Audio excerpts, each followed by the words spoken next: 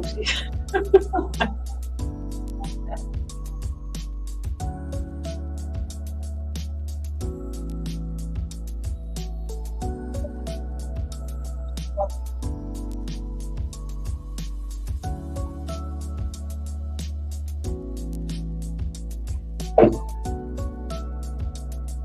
Très bien. À ce moment-là, on va terminer en disant si prolonger, on va et la direction.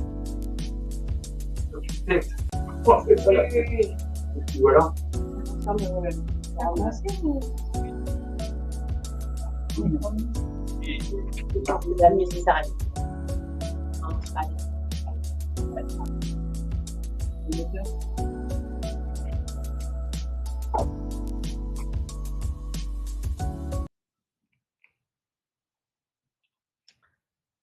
Bonjour et bienvenue à ce webinaire que nous organisons à l'occasion de la Journée internationale des femmes ingénieures. L'initiative est lancée par les Britanniques de la Women Engineering Society.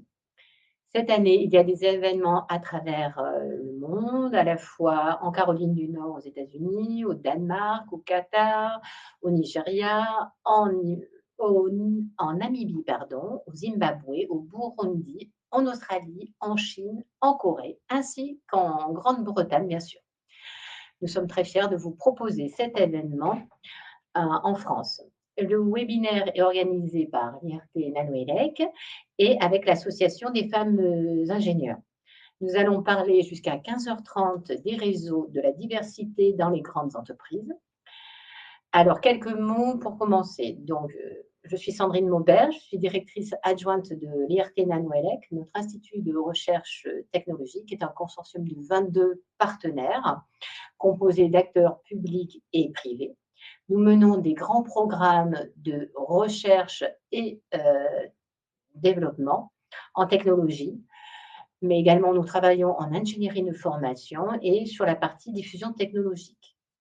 Nos partenaires industriels et académiques dans la filière microélectronique ont des enjeux importants sur le capital humain. Nous avons lancé depuis plusieurs années des actions sur l'attractivité et sur la mixité et nous avons un programme d'ailleurs spécifique dédié sur l'ingénierie de formation et le capital humain pour répondre notamment aux besoins de l'écosystème. Nous accueillons aujourd'hui Delphine Bird, qui est ingénieure chez Framatome et représentante de l'association Femmes Ingénieures dans notre région Auvergne-Rhône-Alpes. Peux-tu nous dire en quelques mots, nous introduire qu'est-ce que c'est que Femmes Ingénieures?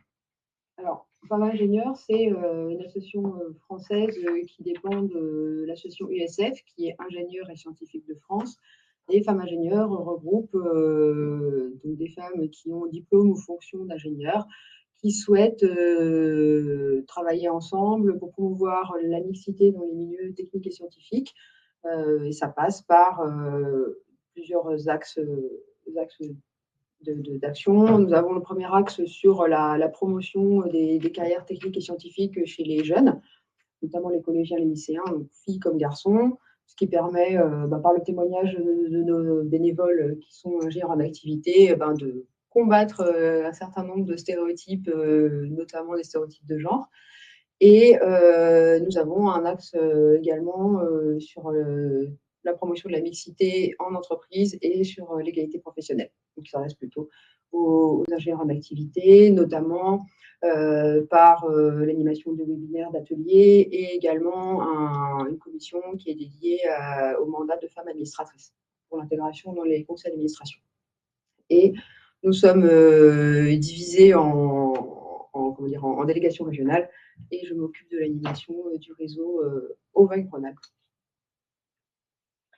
Alors, nous avons d'autres invités. Nous avons Béatrice Lebrun, qui est experte dans les services informatiques chez Hewlett-Packard, qui a 20 ans d'expérience dans les environnements interfonctionnels, virtuels et pan-européens. Vous revendiquez notamment un style de leadership très engagé et collaboratif permettant de s'aligner sur les besoins du pays, de l'entreprise et des partenaires. Nous avons également Flore Bouot, qui est en charge des programmes institutionnels et gouvernementaux chez Siemens et qui est très active sur la question de la femme dans notre filière. En particulier, Flore nous avait encouragé à lancer des actions sur ce thème-là, notamment à travers le concours Femmes dans la recherche technologique qui a eu lieu à l'occasion des 10 ans de NanoElec. Donc, merci d'être venu nous rejoindre sur Wisepot. En direct de Villeurbanne, nous avons également Marine Giraud de la plateforme webinaire ActandMatch. Marine, je te laisse prendre la parole pour quelques instructions aux internautes qui nous suivent et qui vont pouvoir participer à notre conversation. Merci beaucoup Sandrine et bienvenue à vous tous dans cette salle virtuelle ActandMatch. Donc, je vais effectivement être en back-office, en régie, poursuivre les débats depuis, non pas Villeurbanne, mais Anse, mais en tout cas dans la banlieue de Lyon. Mais ce n'est pas très, très grave. Alors déjà, je vais vous donner quelques informations sur l'interface pour que vous puissiez être le plus à l'aise possible. Et surtout, si vous avez des difficultés, revenez vers moi dans le chat pour que je puisse vous aider si besoin. Alors, je vais juste mettre une flèche comme ça. Donc, si tout va bien pour vous au niveau son, image, ne changez rien, puisque c'est vraiment un adage dans les questions digitales. Si ça marche très bien comme ça, ne changez rien. Si jamais vous voyez des lenteurs, ça peut venir éventuellement de votre navigateur et auquel cas, je vous conseillerais d'utiliser plutôt Google Chrome si ce n'est pas le cas. Si vous êtes en télétravail avec un VPN et que vous voyez qu'il y a des lenteurs également, vous pouvez déconnecter le VPN, ça va améliorer aussi la transmission.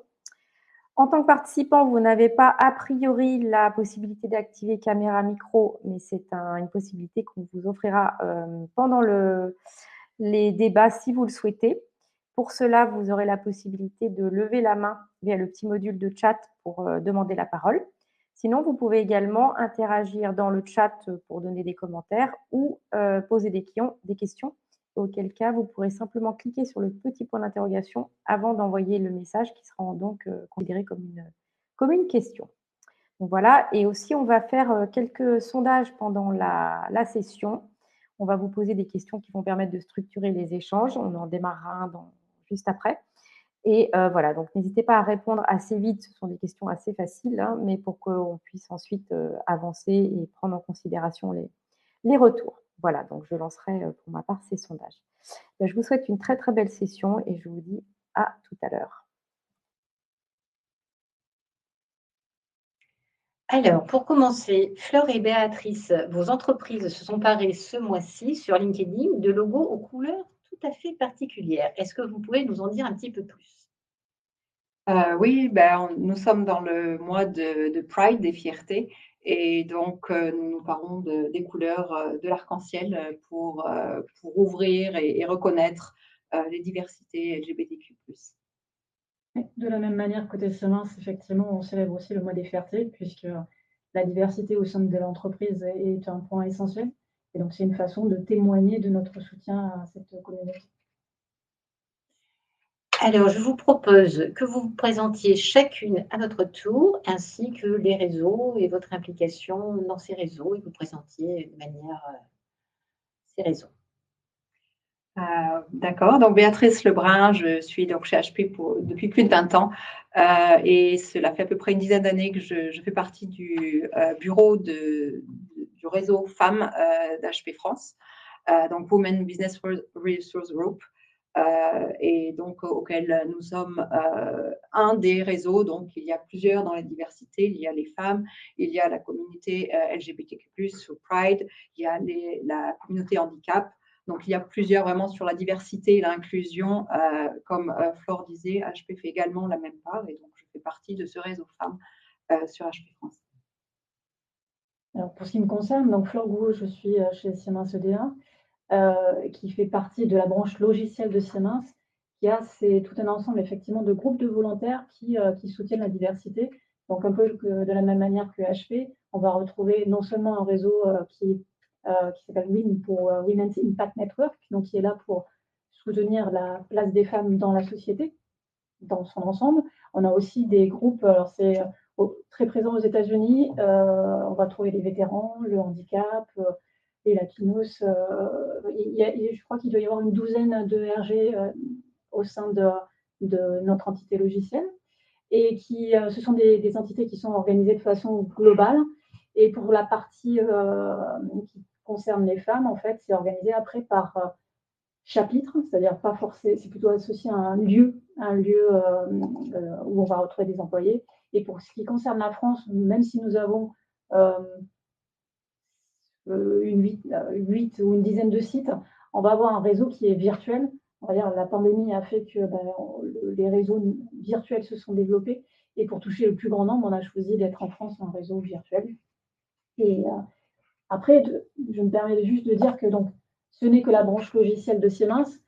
Siemens est une grande famille et qui est très présente, donc vous le savez certainement, en Allemagne, qui a aussi ses propres réseaux de femmes. On a des femmes, les Leading Women in Industry, ou bien les Female Talent Network, et après d'autres groupes associés à des sites. Donc voilà, on est un groupe de volontaires parmi beaucoup d'autres au sein de Siemens.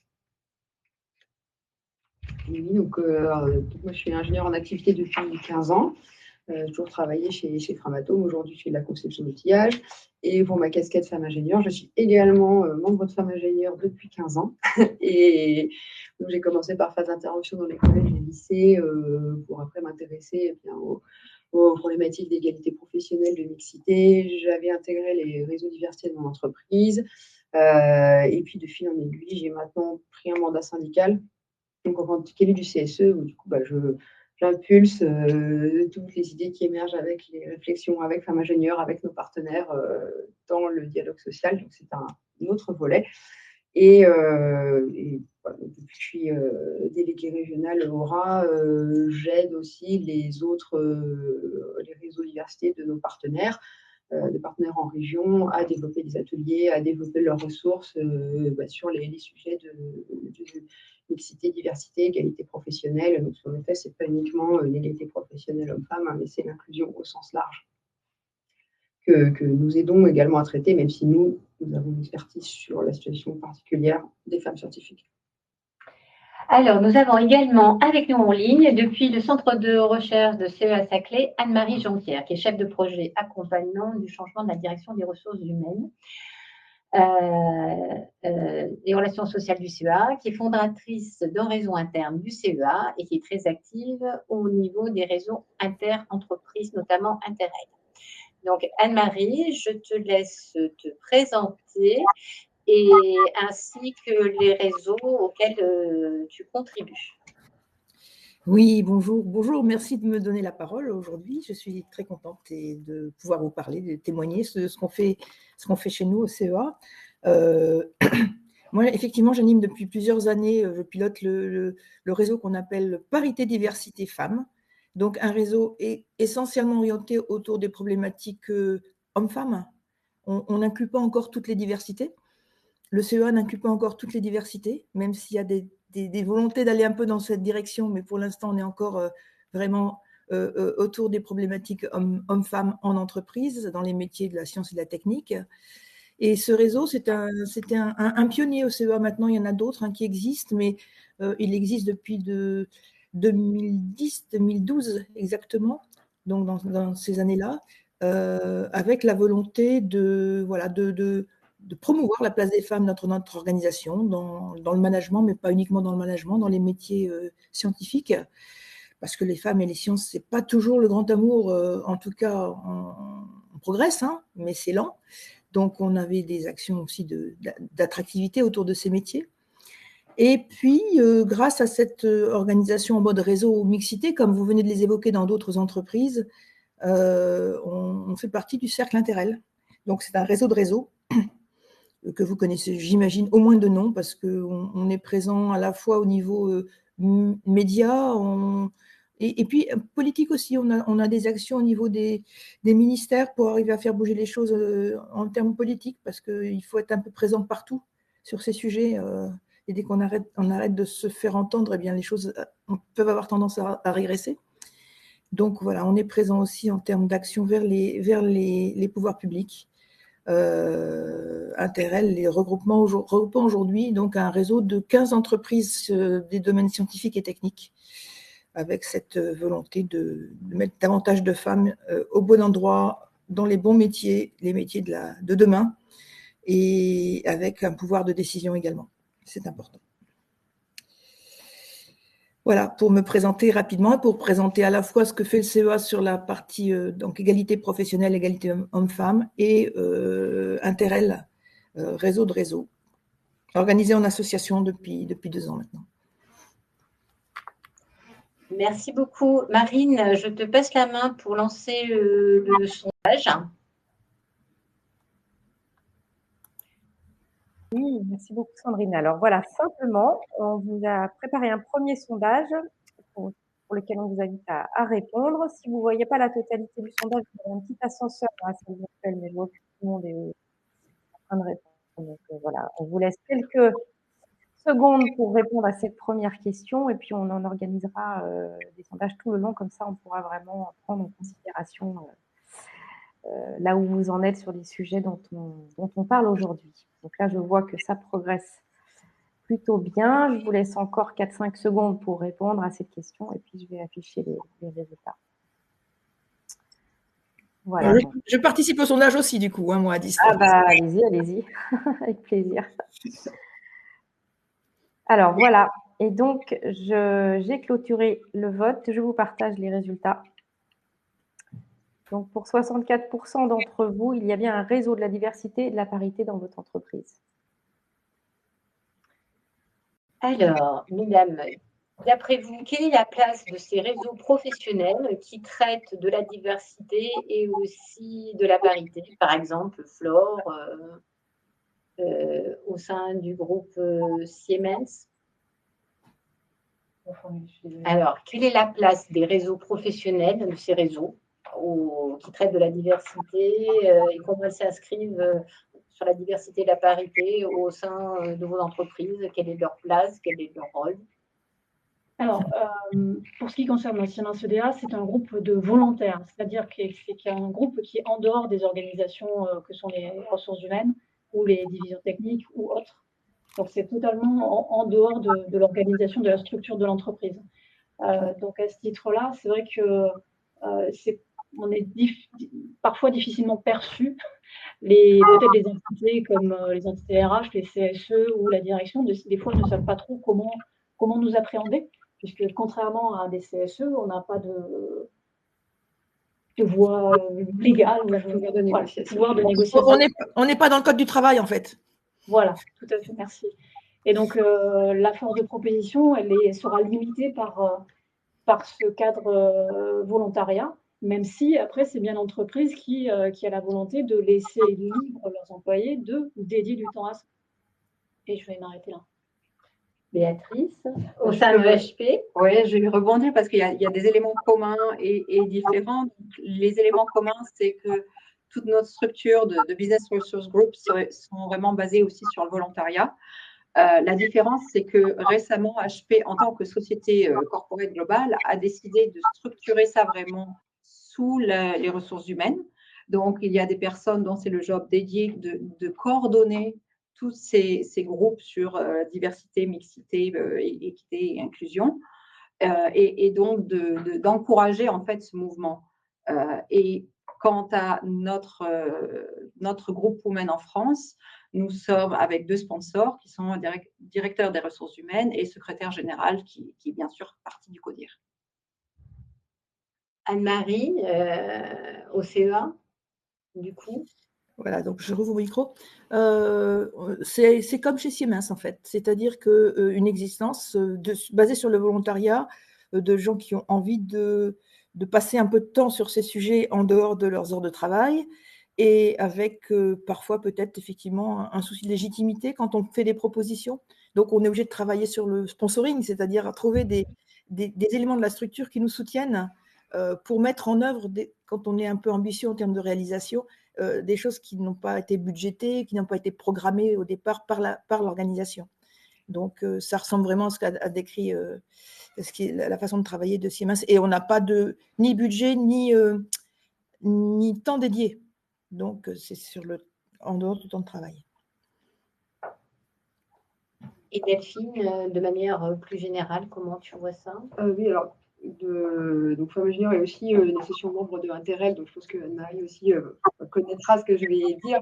Les entreprises dans lesquelles les réseaux de diversité ont de l'influence sont en effet les entreprises qui ont un sponsoring efficace, c'est-à-dire qu'il y a une volonté RH et des sponsors direction du CODIR ou du top management qui s'investissent dans ces réseaux, que ce soit par des managers qui prennent de leur temps pour faire des échanges informels avec les membres, que ce soit aussi les RH qui viennent écouter, animer, rassembler les propositions qui sont faites.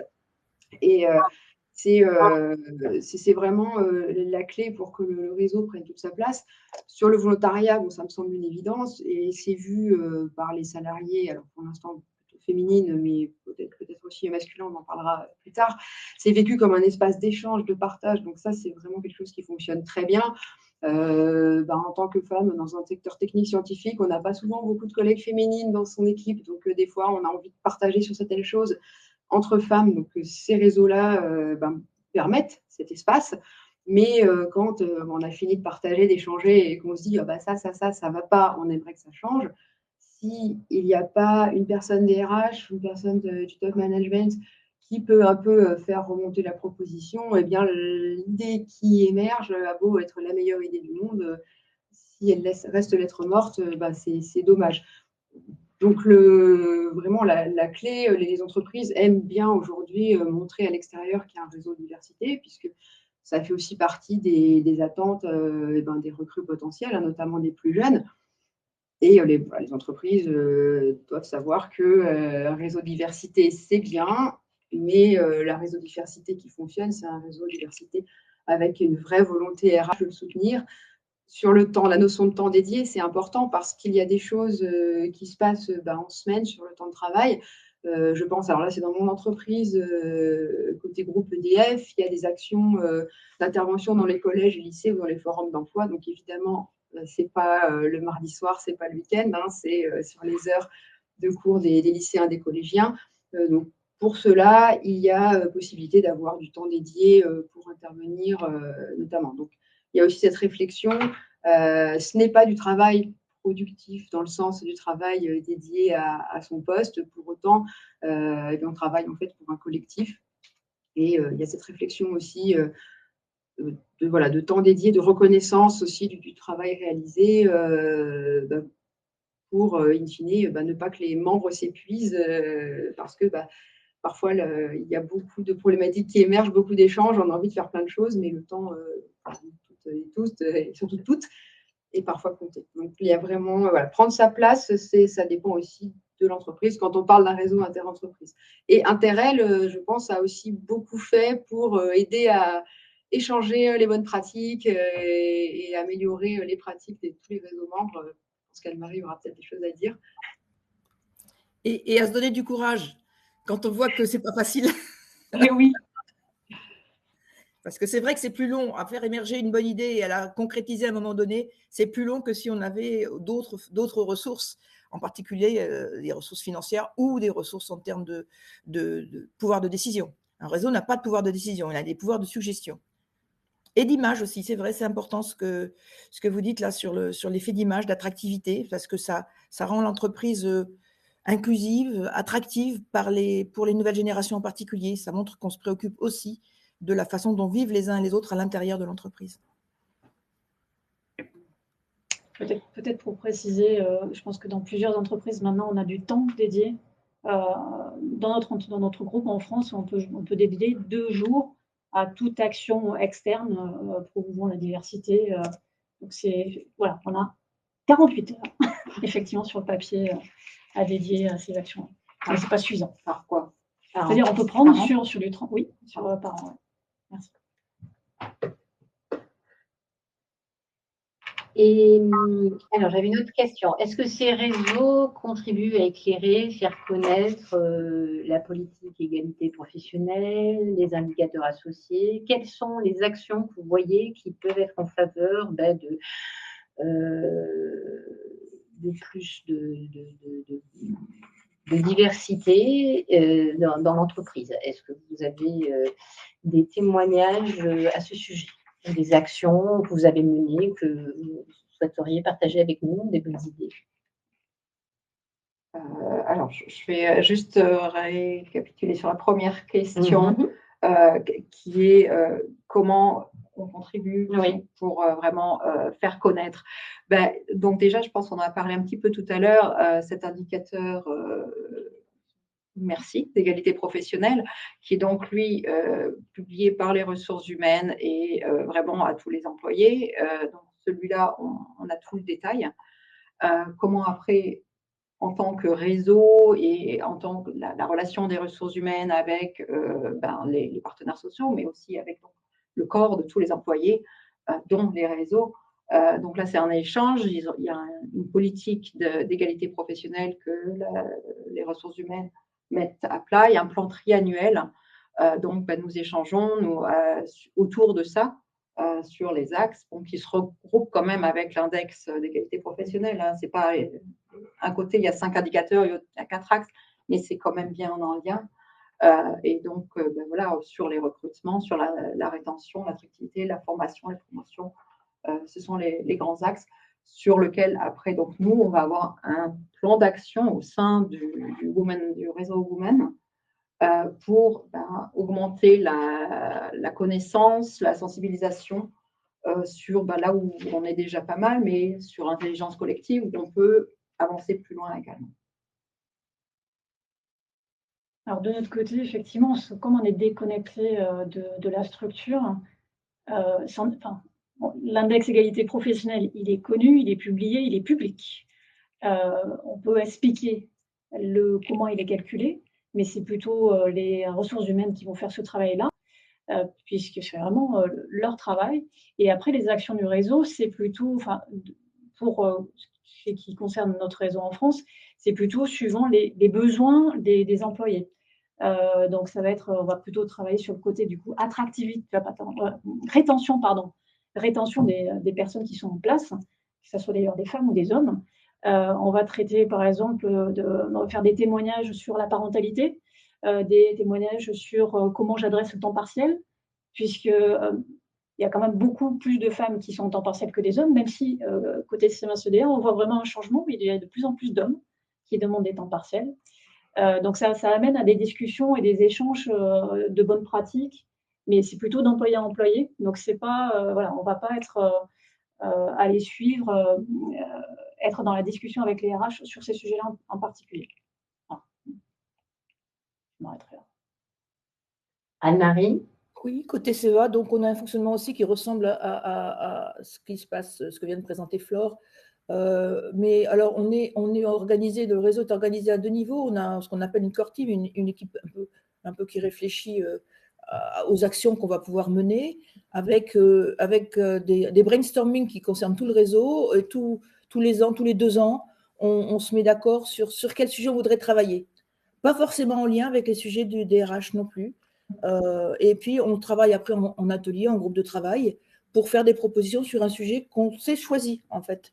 Ce qui revient à dire que c'est quand même c'est du bottom-up, en fait. C'est pour ça que ça ressemble beaucoup à ce que vient de présenter Flore. Hein. Et on a, par exemple, travaillé sur la visibilité des femmes chez nous, mettre en place des actions solidaires, la notion de solidarité, des solidarités hommes-femmes. Hein. Là, il n'y a pas...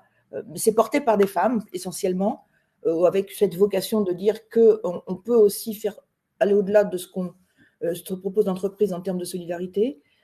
Femmes et entrepreneuriat, culture managériale. Alors là, c'est un sujet un peu justement qui se rapproche des problématiques RH. Culture managériale, y a-t-il des spécificités du management au féminin? Quels sont-ils? Est-ce que ce n'est pas un stéréotype? Enfin voilà, c'est aussi beaucoup de discussions entre nous et de mise à plat des représentations. Hein. On est aussi sur ces façons de travailler qui sont très transverses, très horizontales et qui permettent de croiser les perceptions sur des sujets qui sont un peu difficiles. Et puis, en tout cas, avec des opinions variées, on va dire.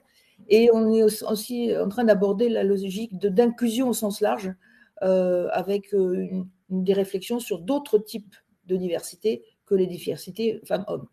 Et comme j'ai dit que le CEA, pour l'instant, n'y était pas encore, donc on va être un peu précurseur sur ces sujets. Voilà pour chez nous. peux juste. Oui, Je oui. rebondis juste, effectivement.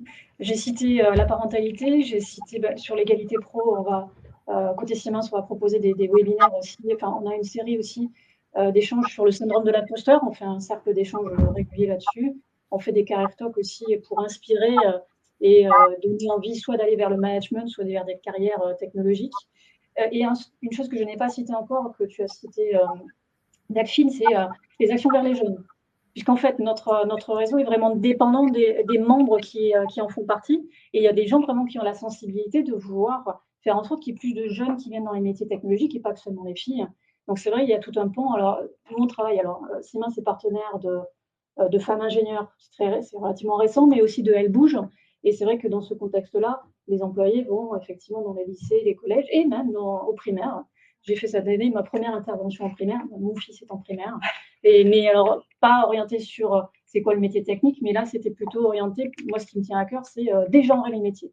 Leur dire qu'un policier, ça peut être une policière, un grutier, ça peut être une grutière, que quelqu'un qui s'occupe des enfants, ça peut être un homme.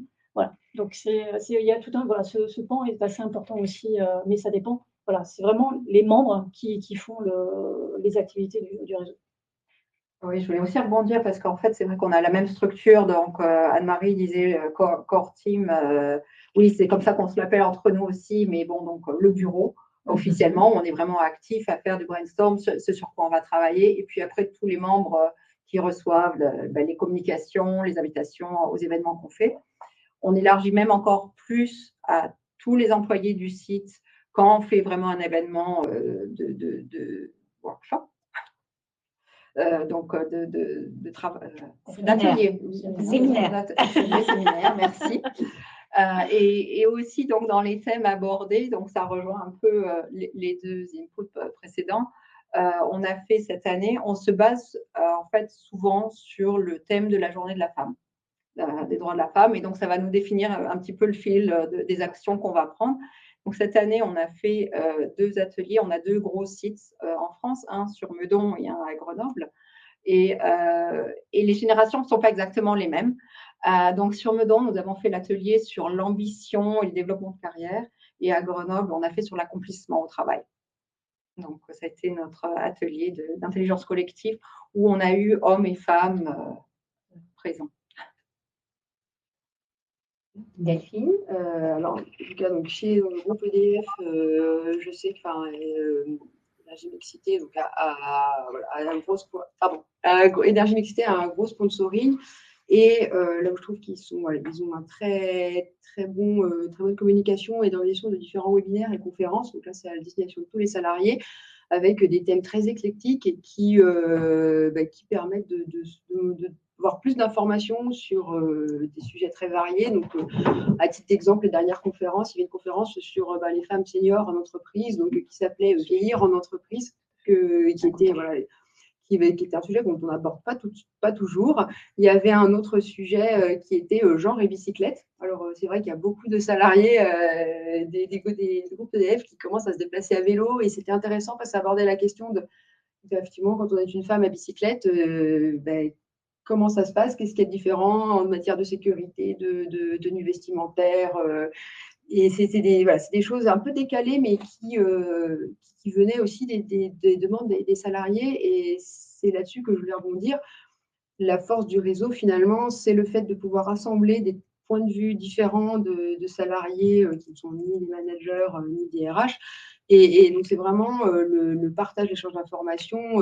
C'est une remontée de terrain qui permet de partager des expériences et qui permet de faire émerger des problématiques qui peut-être passaient sous les radars à d'autres moments parce que les personnes qui sont en charge soit de faire de politique management, soit politique RH, c'est des problématiques auxquelles ces personnes ne sont pas confrontées.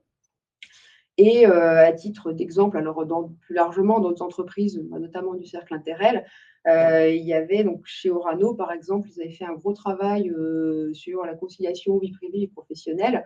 Ça s'est conclu par l'édition d'un guide de la parentalité qui accompagnait les jeunes parents et une proposition de créer des formules de temps partiel annualisées sur les vacances scolaires. Et j'en parle particulièrement parce que c'est quelque chose dont nous bénéficions chez Framatome. Et pour revenir sur ce que Flore disait, aujourd'hui, le temps partiel annualisé vacances scolaires, eh bien, c'est un temps partiel d'hommes. C'est-à-dire que sur mon établissement de Lyon, Framatome, ce sont plus volontiers les messieurs qui sont majoritaires à prendre des temps partiels annualisés. Et ça, donc ça prend sa source, je pense, dans le travail du réseau mixité d'Orano. Donc voilà, quand on écoute les remontées terrain, on arrive à des choses qui prennent en compte différentes problématiques. L'intelligence collective. C'est l'intelligence collective et pour le bien de l'entreprise. Je vais juste rebondir sur ce que vient de dire Delphine, c'est que le temps partiel annualisé calé sur les vacances scolaires, c'était une des innovations du CEA depuis de nombreuses années, et on a échangé dans le cadre d'Interel sur ce sujet avec les gens d'Orano et justement et d'EDF, etc., parce que nous, on le faisait depuis très longtemps. On n'a pas beaucoup d'actions comme ça un peu innovantes, mais elle existait chez nous depuis un bout de temps. Et donc, c'est grâce à Interel, au réseau de réseaux, qu'on a pu se conforter justement dans les modalités concrètes, le nombre de jours, etc., comment ça se passait, les conditions pour en bénéficier. Voilà, c'est aussi l'intérêt de fédérer les réseaux entre eux. Et bravo au CEA. Alors, maintenant, un autre sondage. Marine, je te laisse la main. Il y a des questions. Voilà, merci Sandrine. Alors, je voulais d'abord peut-être vous partager un commentaire de Anne-Sophie Moresco par rapport à ce que vous disiez tout à l'heure sur encourager les femmes à aller chercher des professions qui étaient traditionnellement masculines. Donc, chez Schneider Electric, ils ont un réseau de femmes entièrement dédié aux interventions et les plus jeunes pour faire émerger des vocations techniques. Donc, également, chez Schneider Electric, des approches pour féminiser les filières. Et puis peut-être un deuxième commentaire, je le prends à la volée aussi, de Stéphanie. Je vais vous le mettre à l'écran. Voilà, merci pour l'organisation de ce webinaire. C'est chouette de voir ce qu'il fait ailleurs. Je dirais que notre réseau des ambassadrices est un réseau qui relie ses membres sur une base de volontariat. Donc 20 heures pour des actions bénévoles chez Schneider Electric, dans le but d'avoir un impact sociétal et lutter contre le déterminisme genré. Donc voilà pour les commentaires à date dans le chat. Et du coup, Sandrine, je vais maintenant basculer effectivement, comme tu me le proposais, sur le sondage numéro 2. Voilà, donc la question est, avez-vous l'impression que les réseaux jouent un rôle dans la transformation digitale de votre entreprise? Donc, comme pour tout à l'heure, vous avez quelques instants pour répondre à cette question. Non, c'est la transformation dans votre entreprise, hein, pas transformation dans digitale. Votre entreprise, oui, pardon, effectivement. Ça pourrait aussi. Oui, mais c'est plus loin. Hein. Soyons ambitieux. Voilà, donc je vous laisse quelques instants pour répondre à cette question. Là, je vois les réponses s'incrémenter. Donc, pour l'instant, je laisse le sondage ouvert. Et puis, quand je verrai que ça ne répond plus, eh bien, j'afficherai les réponses.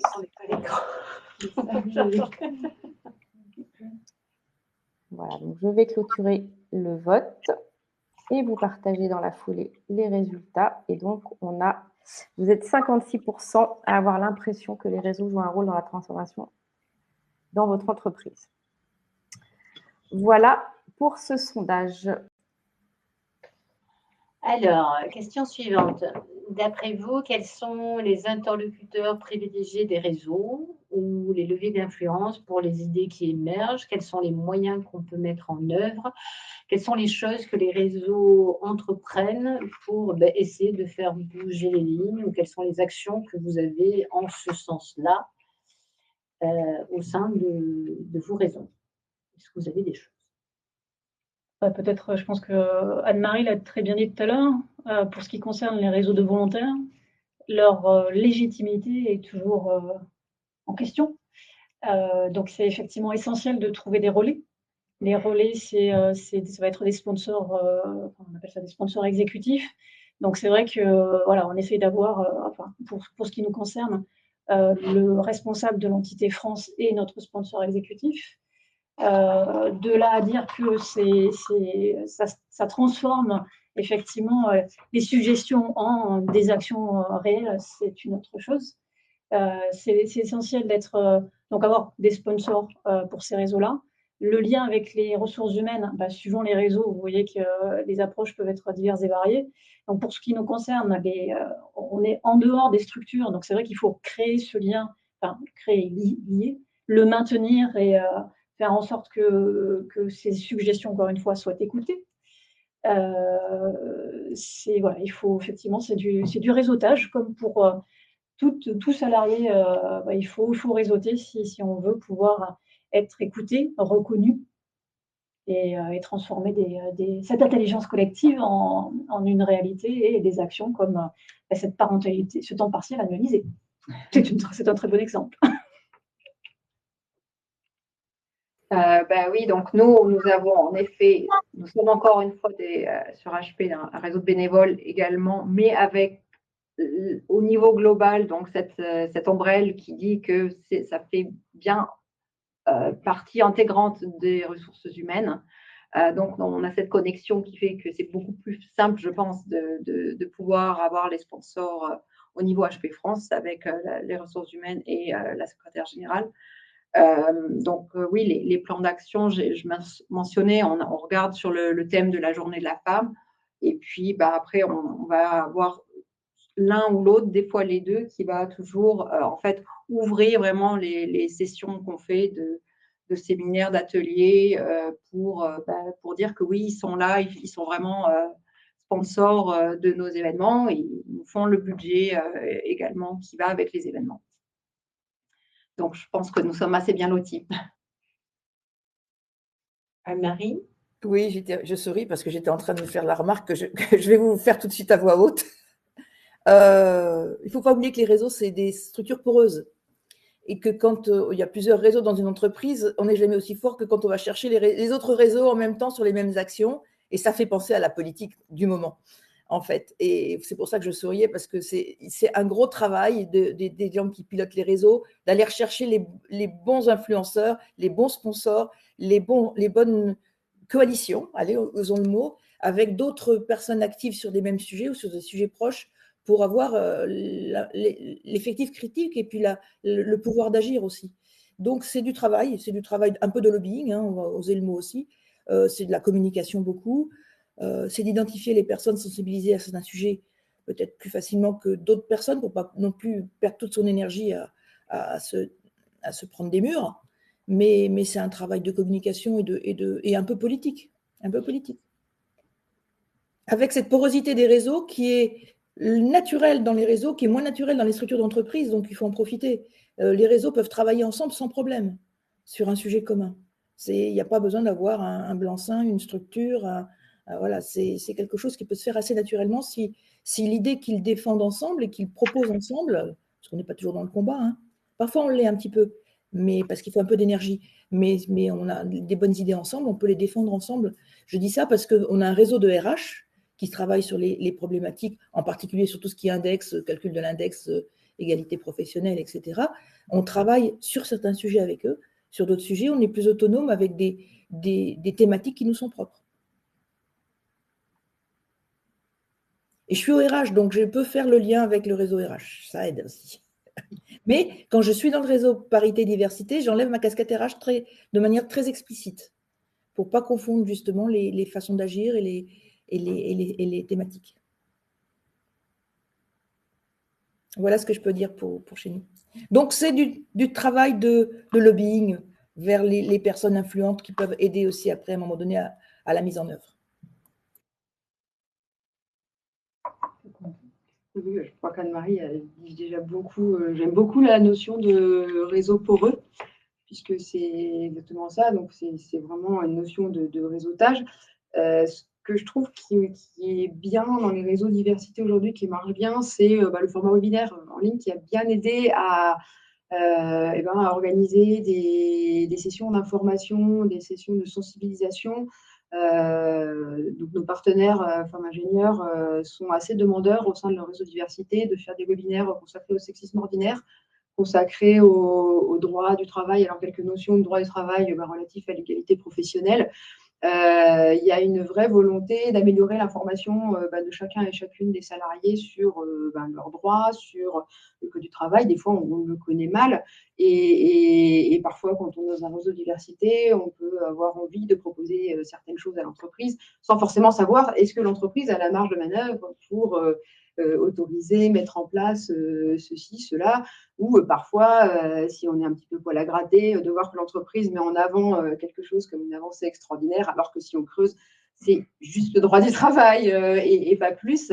Donc, voilà, les salariés et même nos entreprises partenaires chez Ingénieurs sont très demandeuses de sessions d'information sur ces sujets-là. Alors, il n'y a pas que le sexisme ordinaire et droit du travail, hein, il y a différentes autres choses.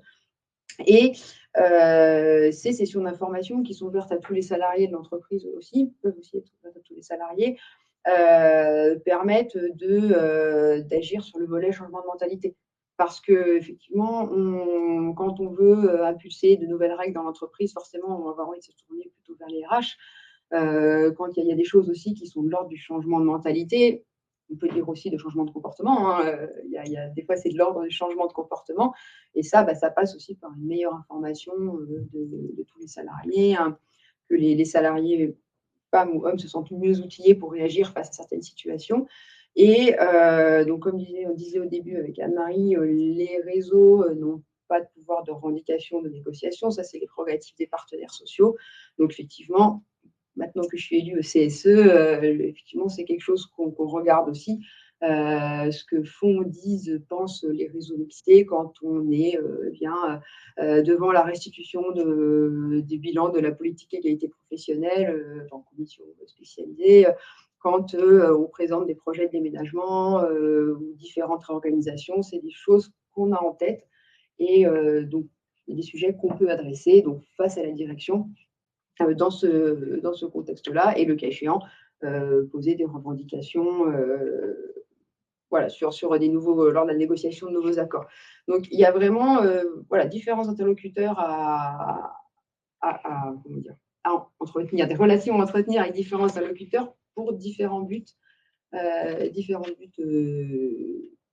objectifs, voilà, poursuivis, c'était le terme que je cherchais. Et ça passe aussi par un petit peu d'information. Moi, je me rappelle, toute jeune diplômée en 2007, arrivant donc à l'époque, Framatome, c'était Areva, je n'avais aucune connaissance du code du travail. J'étais extrêmement naïve sur les politiques sociales de l'entreprise. Je n'avais jamais ouvert un accord d'entreprise de ma vie. D'avoir été dans l'association Femmes Ingénieurs, puis dans les réseaux mixité, m'a permis d'avoir un petit peu des outils, des informations sur ces sujets-là. Donc ça, voilà, parfois le réseau diversité est juste important pour faire circuler cette information qui peut manquer parfois pour être pertinent, percutant et choisir son interlocuteur. Je ne sais pas si Anne-Marie a des choses à... Je voudrais vous poser une question, Delphine. Oui. En tant que justement membre du CSE, comment se comporte, quelle est la relation qui existe entre les IRP et donc les institutions représentatives du personnel et les réseaux mixité pour vous, chez vous? Est-ce que ça se passe bien? Est-ce que c'est bien perçu, l'existence de réseaux, ou est-ce que c'est considéré? Ça peut être parfois un peu difficile, hein, la cohabitation. Parce qu'il y a des convergences j'allais dire, de lutte. On peut dire le mot. Mais ce n'est pas les mêmes méthodes de travail et ce n'est pas la même légitimité non plus. Donc, il peut y avoir des moments qui ne sont pas, enfin, des incompréhensions. Dans les deux sens, d'ailleurs. Je pense que c'est aussi une question de bonne information. Et en effet, quand moi je suis arrivée jeune ingénieur diplômé, je n'avais aucune notion de ce qu'était le dialogue social en entreprise. Je savais qui étaient les élus du personnel, mais je ne savais absolument pas ce qu'ils faisaient de leur journée. Il y a pu avoir la confusion, peut-être entretenue par les entreprises, je ne permettrai pas de le dire, entre intégrer un réseau mixité plutôt que syndiquer. On sait qu'il y a très faible taux de salariés qui sont syndiqués. Les réseaux mixité ont été beaucoup mis en avant. Et je pense que l'essoufflement ressenti par certaines salariées dans les réseaux mixité était aussi dû au fait qu'elles se sentaient un peu impuissantes parce que les idées foisonnaient, il y avait plein d'échanges. En plus, les réseaux mixité, il y avait beaucoup plus de femmes que dans les organisations syndicales. Hein. C'est également. Hein. Et je pense qu'à un moment donné, ces deux sphères ne se parlaient pas. Aujourd'hui, je pense qu'elles sont plus poreuses et ça c'est moi, Delphine Wirth, qui le dit, c'est ni mon organisation syndicale, ni Femmes Ingénieures. Je pense que ça a bien aidé les quotas dans les élections professionnelles où depuis 2018, il faut la même proportion de femmes ou du sexe moins représenté dans les listes qui se présentent que dans l'entreprise. Donc, pour voir simple, dans le collège cadre, s'il y a 30% de femmes cadres dans l'établissement, eh bien, vous devez présenter une liste avec 30% de femmes. Les syndicats sont mis à chercher très activement plein de femmes, ce qui a permis de faire rentrer des nouvelles problématiques dans les CSE et améliorer la porosité, puisque finalement, les syndicats allaient chercher des femmes qui avaient déjà envie de porter des problématiques et qui bien souvent étaient déjà investies sur ces questions de mixité, d'égalité professionnelle. Et je pense que ça a amélioré et le renouvellement des idées et la porosité des réseaux. Et en effet, je crois d'ailleurs le site d'Interrel le rappelle très bien, que les réseaux ont des pouvoirs, n'ont pas de pouvoir de négociation, de revendication, sont des réseaux d'influence. Et c'est une délimitation qu'il faut bien faire. Aujourd'hui, en tout cas, moi, dans mon entreprise, moi, je trouve que ce que fait le réseau Mixité est très bien et très complémentaire de ce que nous pouvons faire en termes d'apport d'informations. Notamment, ils ont fait un webinaire dans tout le groupe sur le sexisme ordinaire qui a été très suivi par les salariés, qui a suscité beaucoup de débats à la machine à café. Ça a permis de toucher beaucoup plus de salariés que ce que peut faire un syndicat ou un compte-rendu de CSE. Donc, on reste sur l'intelligence collective. Je ne sais pas si je comprends la question. Il n'y a pas besoin de demander l'autorisation syndicat pour faire ce genre de webinaire, par exemple? Absolument pas. D'accord. Ce n'est pas du tout les mêmes personnes. D'accord. Marine, est-ce qu'on a quelques commentaires dans les gens qui nous suivent? Oui, merci beaucoup Sandrine. Justement, c'est très bien que tu me poses la question puisque nous avons un commentaire dans le chat de Manel Boumegoura qui parle sur la partie entrepreneuriat de la SAT Lincium. Donc, ce sont des sociétés d'accélération de transfert de technologie. Donc, ils ont lancé un programme dédié aux femmes pour révéler le potentiel d'entrepreneuriat qui est en elles. Et donc, la SAT est accompagnée par les premières Aura, qui est un incubateur de femmes qui cherchent à monter leur entreprise. Donc, merci Manel pour ce commentaire, donc aussi du soutien dans l'entrepreneuriat, ce qui est aussi une très bonne chose. Donc, voilà pour les commentaires que j'ai dans le chat. Alors, on peut lancer un sondage, la proportion des femmes dans votre entreprise. Comment se situe-t-elle? Voilà, donc je viens de lancer effectivement ce sondage. Donc, on vous propose de répondre à la question suivante. Quelle est la proportion de femmes dans votre entreprise? Très majoritaire, majoritaire, équilibrée, minoritaire ou très minoritaire?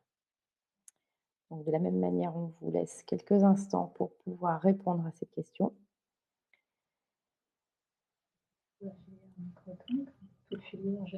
Les gens qui assistent. Et j'en profite pour vous rappeler que si vous souhaitez prendre la parole et témoigner en direct, vous pouvez le faire. Simplement, il faut pouvoir me le dire en cliquant sur le petit icône tout en bas à droite dans le chat, là où vous avez un petit personnage. Et là, ça vous permet d'accéder à un menu pour lever la main. Donc, je vous verrai dans le chat et je pourrai activer votre caméra, votre micro. Voilà, donc je vais clôturer le vote et vous partager les résultats. Voilà, donc majoritairement, nous avons un résultat qui dit que les femmes sont minoritaires dans l'entreprise à 34%, suivi par ensuite le deuxième retour qui est que la proportion femmes-hommes est équilibrée. Donc voilà pour le sondage. Mixité et inclusivité. Comment faire en sorte que ces questions ne concernent pas uniquement les femmes? Est-ce que dans les réseaux, est-ce que vous avez des hommes? Comment vous faites pour inciter les gens à venir vous rejoindre dans vos réseaux? Je vais commencer, s'il vous plaît. Donc, ce qu'on fait, c'est donc, je disais, on a notre bureau, la core team, on a tous les membres, et après, quand on fait des événements, en fait, on ouvre vraiment à tous les gens sur chaque site quand on fait un événement présentiel, donc incluant tous les hommes du site, et on en a qui viennent régulièrement. Je pense dans la thématique de l'atelier qu'on fait quand c'est l'intelligence collective, pour essayer d'élargir que justement c'est sur l'inclusion, ça peut être sur différentes thématiques derrière, mais sur l'inclusion, l'accomplissement, je pense que tout le monde se sent plus attiré pour dire oui, c'est pas que un problème de cette personne ou cette personne, et donc d'attirer un petit peu. D'autres choses qu'on fait, parce que je repensais aux commentaires tout à l'heure d'employés de Schneider,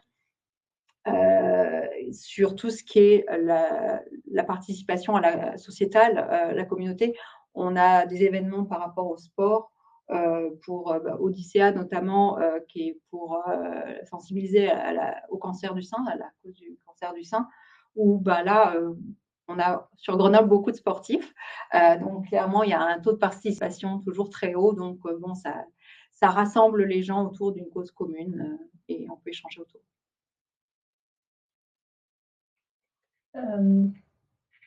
Donc, encore une fois, nous sommes chez Siemens EDA un réseau de volontaires, donc c'est vraiment la base du volontariat.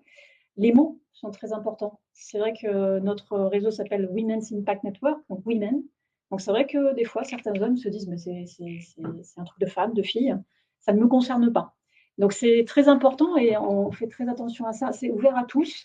À l'heure actuelle, on a à peu près, c'est un groupe qui fait 100 personnes, on a à peu près 20% d'hommes dans le groupe. Donc ça intéresse malgré tout des hommes. On a une conférence annuelle qui est ouverte à tous les employés. Alors, dans les nouveaux venus, il y a toujours des femmes et des hommes, toujours plus de femmes que d'hommes, mais il y a aussi des hommes. C'est vrai que ça reste difficile d'attirer certaines personnes. Et du coup, je reviens sur l'importance des mots. Donc, on ne va pas parler de réseau féminin, on va parler de diversité, même mixité, des fois, ce n'est pas forcément toujours bien perçu. Donc, on axe plutôt sur le côté diversité, inclusion. C'est vrai que je rejoins Delphine sur le fait que les défis sportifs, c'est quelque chose qui effectivement rassemble l'ensemble des employés.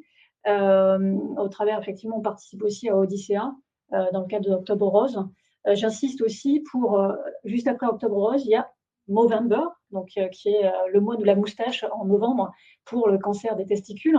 Et pour moi, c'est important de mettre, on va dire, ces cancers, ces difficultés de santé sur le même pied d'égalité pour attirer tout le monde, en fait.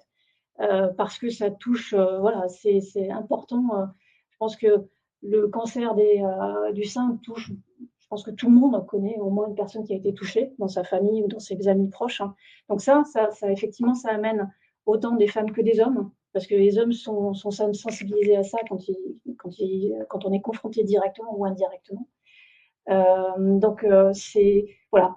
Ce volontariat fait que c'est toujours difficile et il y aura des populations d'hommes qui resteront convaincus que ce que l'on fait, ce sont des trucs de femmes, que l'on parle sur leur dos. Donc, c'est vrai qu'il y a une explication à faire régulièrement pour expliquer ce que l'on fait, ce que l'on propose, que c'est ouvert à tous, que parmi nos membres, il y a des hommes, pour que tout le monde y trouve sa place et peut-être soit curieux d'écouter ce qu'on a proposé. Et qu'ils comprennent qu'on ne passe pas notre temps à parler d'eux. C'est ça. C'était ma petite blague que j'avais fait avant. Je vous laisse. Anne-Marie. Anne-Marie, nous, on est dans le réseau malheureusement que 10% d'hommes. On est à peu près un peu plus de une centaine de personnes dans notre réseau PDF, parité, diversité par les femmes. C'était important justement de dire que c'est les femmes qui se préoccupaient du sujet, mais que derrière, c'était bien des problématiques de diversité qu'on abordait. Et puis, dans la core team, on est très content parce que cette année, nous avons 2 hommes sur 8 personnes. Donc, ça commence à faire… Dont François, qui est pas loin, je l'ai vu là-bas derrière. Bonjour François. Qui fait partie de la core team du réseau. Donc, grâce à lui, on a aussi cette représentation des hommes. Malheureusement, il en faudrait plus, je pense. Vraiment, il en faudrait plus parce que la diversité, c'est les hommes et les femmes. C'est pas les femmes qui parlent de diversité toutes seules, hein. Il y a vraiment besoin d'avoir les différences de point de vue et les différences de perception et les différents stéréotypes qui s'expriment à un moment donné pour pouvoir justement les identifier. Donc, tout ça fait qu'il faut mieux être plus équilibré en termes de composition. Dans Interrel, au niveau du cercle Interrel, on passe son temps à se demander, à se poser la question comment attirer plus d'hommes dans nos événements, dans nos colloques, pour justement avoir cette diversité des approches et des implications, mais c'est compliqué. Ça reste encore plus des problématiques portées par les femmes et avec majoritairement des femmes.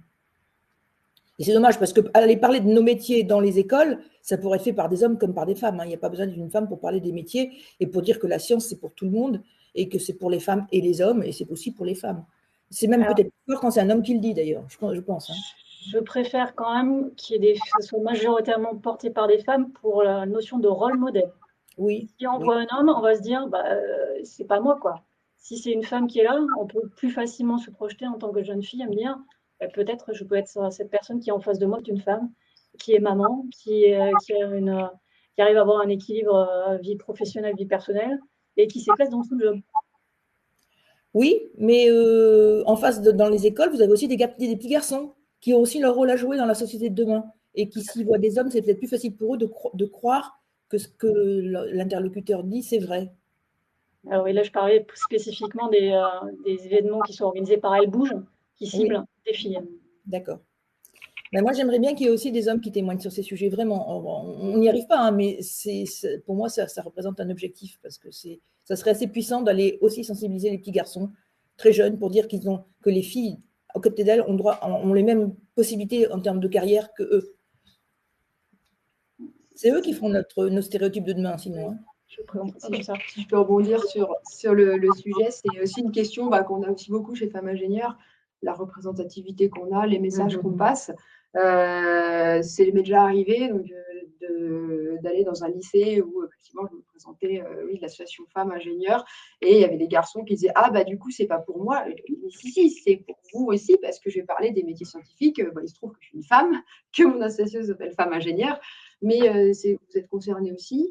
Et la deuxième chose, là où les hommes peuvent avoir un discours impactant, c'est-à-dire que quand les hommes expliquent qu'eux aussi ont des problématiques d'articulation vie privée, vie professionnelle, quand eux viennent dire, par exemple, je dirige une équipe de concepteurs ou de mécaniques, mais j'ai 3 femmes et 4 hommes dans mon équipe, les femmes font aussi bien leur travail. Ça, c'est une posture d'allié. C'est une posture de soutien qui montre que la problématique de la mixité, ce n'est pas qu'une affaire de femmes. Et c'est important aussi qu'on ait des hommes qui expliquent excusez-moi, je dois partir chercher mon bébé à la crèche. C'est important qu'il y ait ces sujets-là qui viennent abordés par les hommes.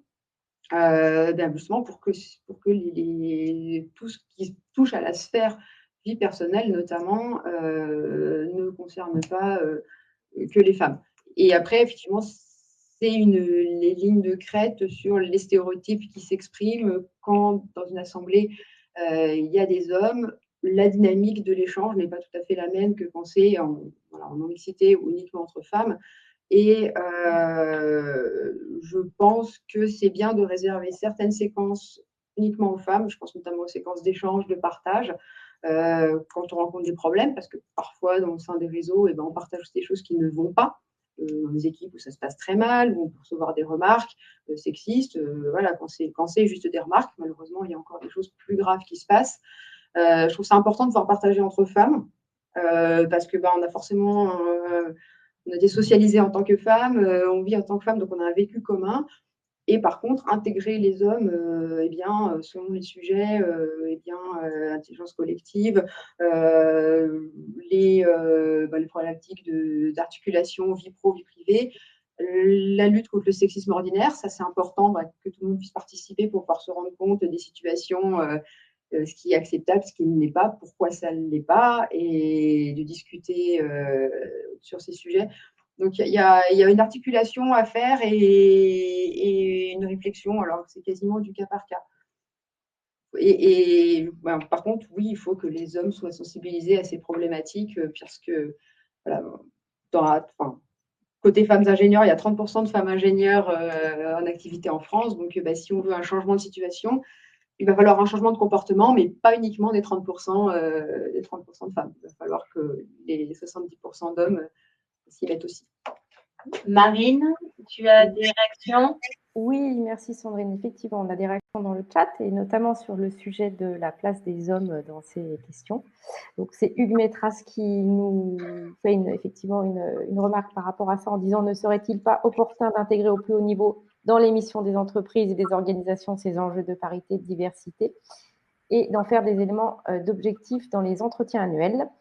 Et je constate dans la liste des participants qu'il y a très peu d'hommes dans l'auditoire online. Comment impliquer tous les salariés pour passer à l'échelle? Donc, on est bien en phase avec ce que vous avez pu développer, la nécessité d'avoir des hommes qui sont présents et la difficulté de justement atteindre cette parité dans les débats. Et puis, je vais également relayer des messages qui viennent de François Legrand, qui a été cité tout à l'heure également, qui est dans la salle, qui parle de l'International Women in Engineering Day. Le programme Capital Humain et Ingénierie de Formation de Nanoelec publie 3 podcasts sonores réalisés par la chaire Femmes et Renouveau économique de Grenoble École de Management, avec 3 expertes du groupe, voilà, donc du groupe Siemens. Vous avez sur le site IRT Nanoelec des éléments sur ce sujet-là. Donc François vous redonne effectivement le lien pour pouvoir accéder à ce que fait l'IRT Nanoelec sur ce sujet-là. Et donc je poursuis avec une intervention également de François. Comment faire quand on organise un colloque ou un événement pour éviter d'avoir des panels uniquement masculins? Avez-vous des astuces ou des bonnes pratiques à partager sur ce sujet? Même question sur le recrutement. Comment faire pour ne pas capter que des CV masculins?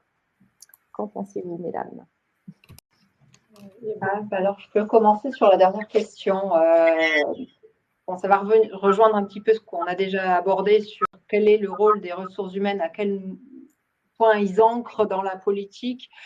Donc, pour tout ce qui est recrutement, il y a une formation qui est faite et qui doit être renouvelée tous les ans ou tous les 2 ans par les managers qui touche, c'est 30 minutes de webinaire, hein, mais qui rouvre, qui met un rafraîchissement au cerveau de qu'est-ce que peut être une discrimination. Donc, il y a les femmes, il n'y a pas que les femmes, mais c'est vraiment pour, avant de recruter, on est sûr qu'on a ça à l'esprit. Également, une fois que la présélection a été faite, en fait, il doit y avoir autant de candidats hommes et femmes qui sont présentés pour le prochain cycle de recrutement.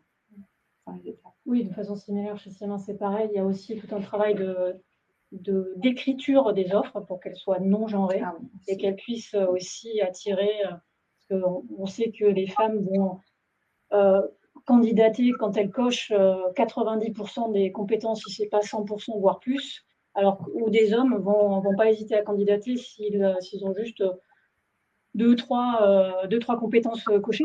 Donc, il y a ce travail d'écriture, il y a le travail effectivement de sensibilisation des managers, des RH, bien sûr, sur faire attention à ses propres biais. Dans les panels, après, il faut faire en sorte aussi que dans les gens qui interviewent, il y ait des femmes. Donc, tout ce processus de recrutement, je pense, est assez bien maîtrisé maintenant pour aller vers du non-genré et faire en sorte qu'on attire le plus de CV divers et variés. Vas-y, Anne-Marie. Anne-Marie. Oui, dans le recrutement, je voulais juste faire une alerte qui vient d'ailleurs de mon travail avec Interrel sur le fait que de plus en plus de recrutements vont être faits dans l'avenir avec des algorithmes basés sur l'intelligence artificielle et que l'intelligence artificielle a tendance à reproduire les stéréotypes d'aujourd'hui. Oui, et donc, il faut faire très, très attention parce que nos recruteurs, ils ne vont pas le voir, hein, que derrière, il y a des moteurs basés sur l'IA et que derrière, on va avoir tendance à leur préconiser des profils qui ressemblent aux anciens profils, donc des hommes. Donc, si on veut changer les choses, il faut être très en alerte aussi sur l'outillage qui précède. C'est des questions à se poser, ça. C'est quel est justement le degré d'éthique qu'il y a derrière nos outils, en particulier pour le recrutement, parce que dans les ressources humaines, c'est le poste, en fait, c'est l'activité qui est la plus sensible à ces risques de biais. biais de genre, c'est le recrutement. Parce que de plus en plus, en fait, de cabinets de recrutement vont travailler, quand ils travaillent en partenariat avec les entreprises, ils vont utiliser ces moteurs, sans le dire forcément d'ailleurs, et donc ils vont nous proposer faire des propositions qui seront basées sur des anciens réflexes. Que c'est vraiment, et ils nous disent, c'est aux clients de nous poser la question, c'est-à-dire que c'est pas les gens qui font qui vont avoir cette vigilance-là, c'est ceux qui achètent les prestats, c'est donc nos entreprises. Qu'il faut sensibiliser à ce risque. Ce qui est aussi, comme c'est difficile de recruter dans la filière microélectronique, nous, il y a aussi la volonté d'élargir complètement le spectre des gens à qui on s'adresse. Donc, je pense que ce risque est là, mais c'est vrai que du coup, comme on va vers d'autres champs qui sont un peu inconnus, finalement, on a moins de biais. Ou peut-être on en a, mais qui ne sont pas les mêmes. J'aurais voulu répondre à la question. Alors, merci Hugues pour ta question, puisque je t'ai encouragé à en poser une. Par rapport à comment faire pour qu'il y ait plus de femmes plutôt dans les hautes sphères, c'est vrai qu'il y a des recommandations qui sont faites aussi de mettre dans les objectifs annuels de l'entreprise et de ses dirigeants des critères concernant la diversité. Et ce serait la meilleure façon que vraiment d'impulser des mécanismes au sein des entreprises pour que cette diversité soit vraiment prise à bras-le-corps comme un sujet qui devrait l'être, c'est-à-dire un sujet de structure. Oui, comment faut-il faire pour intégrer au plus haut niveau ces missions dans l'entreprise? Quels sont les leviers? J'ai une proposition à vous faire aussi, mais c'est peut-être encore un rêve, sauf que je sais que ça se passe dans certains organismes et entreprises, c'est de veiller à la composition des jurys quand il y a des évaluations. C'est-à-dire, vous savez que dans le cinéma, dans d'autres moments où il y a des prix qui sont accordés, quand le jury n'est pas mixte, vous avez des artistes, qui sont des gens d'influence qui refusent de participer. C'est-à-dire d'avoir une démarche un peu vigilante aussi sur la composition de tous les gens qui évaluent leurs collègues. Et que ces gens doivent avoir des regards divers, c'est-à-dire il faut des hommes et des femmes dans les jurys, quels qu'ils soient, et dans les jurys scientifiques en particulier, dans les jurys de thèse, dans les évaluations de candidats quand on est plusieurs, qu'il n'y ait pas que des hommes ou qu'il n'y ait pas que des femmes qui évaluent. Parce que ça, il y a même des thèses qui sont faites là-dessus. Hein. On sait que le regard porté par des personnes du même genre va être concordant. Donc, c'est peut-être plus facile, plus rapide pour prendre des décisions, sauf qu'elles sont moins, elles favorisent moins cette diversité. Donc, il faut avoir cette vigilance-là. Et la vigilance, on peut l'avoir en entreprise en faisant des positions justement de refus de siéger dans une instance, je pense au syndicat en particulier aussi, quand il n'y a pas une observation justement des différents genres présents pour l'évaluation. Donc, c'est une vigilance à avoir. Et il y a des chartes, je sais qu'il y a des chartes, il y a Société française de physique qui a proposé d'ailleurs des chartes sur justement les jurys de thèse, je crois, où il fallait, avant de lancer un jury de thèse, il fallait signer une charte comme quoi on avait bien fait attention à l'équilibre homme-femme dans le jury. Et on ne pouvait pas soutenir une thèse s'il n'y avait pas eu cette charte signée. Donc ça commence à venir, mais c'est très très lent, quoi. De toute façon, ça va un peu avec, on a parlé du panel dans les recrutements, mais il y a aussi les panels quand il s'agit aussi de faire les promotions internes. La partie rétention, les femmes vont rester si tant est qu'elles sont aussi reconnues pour leur valeur et promues, ce qui n'est pas toujours le cas, parce que effectivement, les managers qui sont majoritairement peut-être masculins ou féminins, ça dépend des domaines, vont penser à qui va les représenter, qui pourrait prendre leur place après, et effectivement, ils vont passer à des gens comme eux. Donc, d'où l'intérêt, effectivement, d'avoir ces panels qui soient mixtes aussi sur les tables rondes internes. Et on arrive à la fin de l'événement. Je vais juste rebondir sur cette question de diversité des panels. C'est une problématique qu'il y a souvent. Alors, une petite astuce, c'est pas forcément possible tout le temps, c'est de dire, on invite d'abord toutes les femmes à qui on pense, on va faire une conférence, un webinaire, et puis tant que les femmes n'ont répondu, n'ont pas toutes répondu et qu'on n'a pas à peu près la moitié, on continue d'inviter les femmes. Alors ça permet d'étoffer le carnet d'adresses, de chercher des personnes compétentes. Ça implique d'être sensibilisé au sujet, d'avoir une vraie volonté de proposer un panel paritaire, et parfois de devoir convaincre aussi des femmes qui n'ont peut-être pas l'habitude qu'on les sollicite. Donc c'est un peu quelque chose de proactif. Parfois, le temps manque, le carnet d'adresse manque, donc c'est quelque chose un peu dans la durée. Et en fait, Anne-Marie parlait de la posture d'allié de personnes qui se mettaient en retrait en disant je suis gênée parce qu'il n'y a que des hommes. Et moi, j'ai déjà vu la chose arriver, disant écoutez, moi, je ne ferai pas cette présentation-là, mais ma collègue qui est là sera aussi compétente. D'où l'intérêt d'inclure les hommes pour les sensibiliser à cette problématique. Et tout le monde y gagne parce que ça fait émerger des nouvelles voies, des nouveaux points de vue. C'est la notion d'allié, c'est exactement ça. Oui. Hugues est un allié qui est parmi nous. Oui, je voulais juste commenter la question que j'avais posée. Mon idée est de dire que si on veut que ces enjeux-là diffusent dans les organisations, l'intégrer dans les objectifs ou dans les éléments à aborder systématiquement dans les entretiens annuels, c'est une manière d'alerter les managers à tous les niveaux que c'est un sujet dont l'entreprise ou l'organisation s'est saisie sérieusement et de réfléchir finalement à qu'est-ce que ça veut dire aussi derrière de transformer un objectif général en des actions potentiellement concrètes.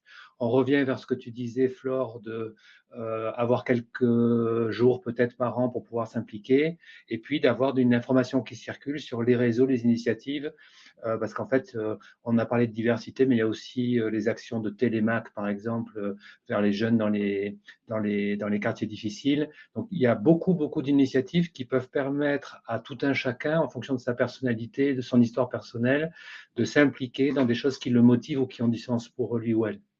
Est-ce que je peux juste rebondir sur une dernière chose, sur le recrutement? Donc, il y a en effet les biais de sélection dont on a déjà parlé, et il y a également le vivier qu'on cible. J'essaie de faire très vite. et dans le vivier qu'on cible, c'est-à-dire que faire attention à qui on envoie dans les forums d'emploi, comment on fait les campagnes de communication. Le groupe EDF fait beaucoup d'efforts pour avoir des femmes sur leur campagne de communication. Donc, si pour des postes de chantier, on dit « Ah, je ne comprends pas, on n'arrive jamais à recruter de femmes », alors qu'on envoie toujours les mêmes personnes, des messieurs de 50 ans, je fais la caricature, un moustachu, un salopette, les jeunes filles ne vont pas avoir envie, ne vont pas se projeter.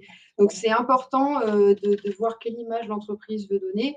Et j'ajoute, si on utilise l'image des femmes de l'entreprise, ça peut être très chronophage pour ces femmes-là. Dans mon activité professionnelle, j'ai dû passer une demi-journée avec d'autres collègues femmes à faire une séance de photos. Bon, pendant ce temps-là, on ne travaillait pas. L'entreprise a été bien contente d'utiliser nos photos, c'était pour la com interne. Donc, attention, si on utilise l'image des femmes de l'entreprise, comme elles sont minoritaires, faire attention à ne pas les sursolliciter non plus au détriment de leur activité professionnelle, parce que sinon c'est un cercle vicieux. C'est le petit... là, il y a toujours un équilibre à trouver sur ces questions-là. Marine, une réaction Oui, Sandrine. Alors, on a des réactions effectivement par rapport et qui viennent corroborer ce qui a été dit précédemment.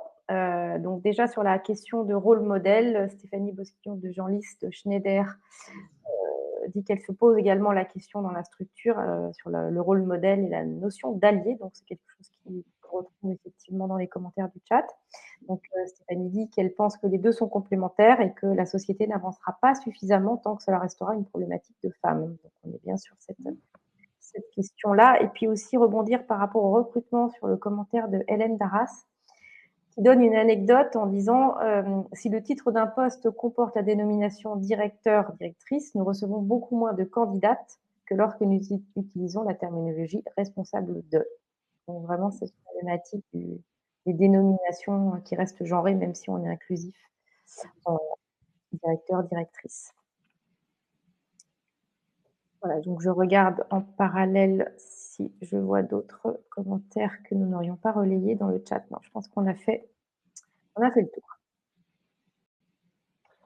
Donc, écoutez, est-ce que chacune souhaite ajouter un petit élément ou à quelque chose sur lequel nous n'avons pas communiqué et qui vous semble important de témoigner? Comme on l'a juste abordé à la fin, on n'a pas mentionné la notion d'allié, ou très peu. C'est une notion qui n'est pas toujours comprise. allier de la diversité, qu'est-ce que ça veut dire? C'est autant les hommes, les femmes de toute origine. Ça veut dire qu'on soutient les gens qui nous entourent sur tout ce qui touche la diversité. Ça peut être une femme qui se fait couper la parole dans une salle de réunion. Ça peut être autant un homme qu'une femme qui peut dire « Attendez, je pense qu'elle n'avait pas fini de dire », ou le fait que ce qu'on appelle le mansplaining, les hommes qui reprennent les idées d'une femme et bien réapproprier l'idée originelle à la personne qui l'a dite, que ce soit une femme ou un homme. Voilà, la notion d'allié doit être explicitée. Ça va avec la notion de rôle modèle. Et c'est vrai qu'on a tous à contribuer là-dessus, quelle que soit la diversité dont on parle. Il n'y a pas que les femmes et les hommes, effectivement. Il y a beaucoup les gens des quartiers, les gens âgés, dont je fais partie maintenant, effectivement, les femmes de plus de 50 ans qui peuvent être invisibilisées aussi dans la société. Plus on s'avance dans l'âge, plus on l'est. Etc., etc., etc. Et inversement, les jeunes. Oui, tout à fait. Et inversement, les jeunes, donc, quand on a parlé, en fait, on a aussi sur Grenoble un Next Gen, donc c'est le réseau des jeunes, où on fait des associations maintenant avec le réseau des femmes pour justement, oui, dire cette notion d'allié, c'est que toute entorse à l'inclusivité, il faut qu'on soit là et qu'on en parle, qu'on réagisse, oui. Et c'est très important pour les plus jeunes, alors pas tous les plus jeunes, parce que sinon ça voudrait dire que c'est génial, il n'y a plus de problème, mais voilà, beaucoup de jeunes embauchés qui arrivent dans les équipes ou qui viennent nous interpeller, femmes ingénieures, de jeunes femmes, sont très sensibles à ces questions-là dans l'entreprise, et c'est un enjeu majeur pour elles et pour eux, que l'entreprise soit un espace inclusif, où les droits de chacun sont respectés, où les conditions de travail sont réunies pour toutes et tous. Et en effet, c'est aussi dans les réseaux, savoir bien inclure aussi les nouvelles problématiques qui sont portées par les plus jeunes, parce qu'en plus, ils ont plein d'énergie. Mais les vieux aussi. C'est vrai.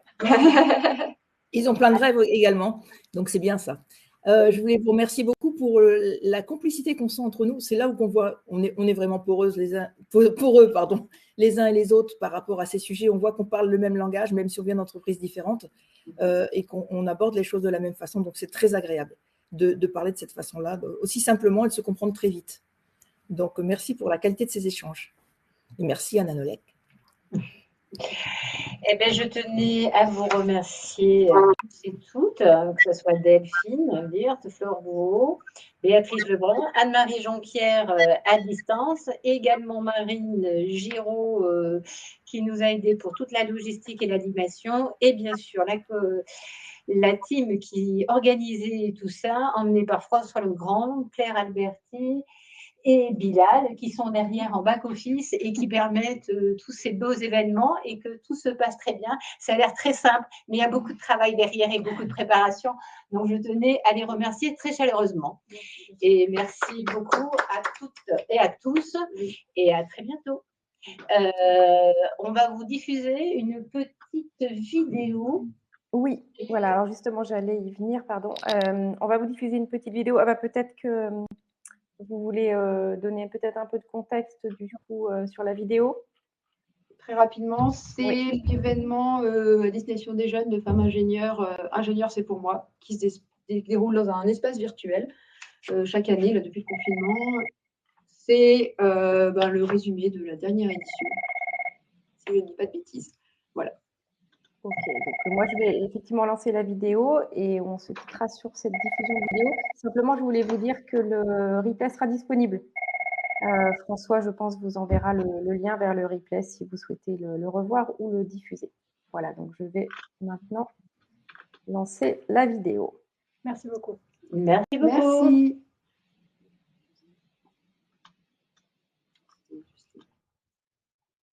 Ça avait le mérite de... On nous entend encore ou pas ?